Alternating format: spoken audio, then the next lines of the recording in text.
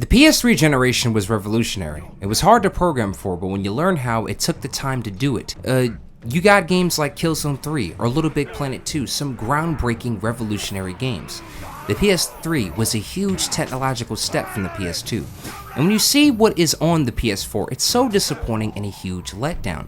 PS3 games, we had games like Mass Effect 2, Infamous 1 and 2.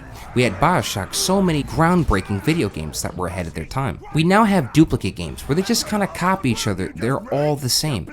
We used to get games like Red Faction Guerrilla, games with destructible environments. What a bunch of awesome shit we don't get to experience from games anymore. They push technology to the limit.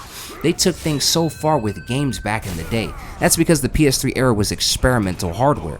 Because it was so hard to program for, the games that came out were ambitious how powerful a PS3 is. Those games are iconic, breathtaking, revolutionary. As I type, I get flashbacks of Skyrim, Oblivion, and Dark Souls, Mass Effect 2, and many others like Infamous 2, BioShock. Ooh, the big daddies.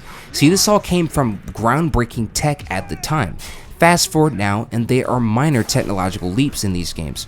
Or they just copy each other, like Dark Souls and Elden Ring for instance, reusing assets. Jedi Fallen Order 2 actually has different combat moves, you wouldn't expect that, but Elden Ring has the exact same ones from Dark Souls 3. Wow, talk about video game ambition. What is the purpose of buying all these $70 games if I could just buy old games that have more ambition? They're more affordable and they're more fun. Maybe that's why companies like Sony are afraid of that, which explains why they're so weird, why they're so crazy on backwards compatibility. With a huge lack of video game ambition, these days it's no surprise that people might lose interest and prefer a larger lineup of all the games they've accumulated over time, versus buying new games when you already have enough games to last a lifetime. And that could eat into business, especially Microsoft. Except Microsoft did this, and their sales are just fine. Sony is full of shit. And this is coming from a Sony fanboy.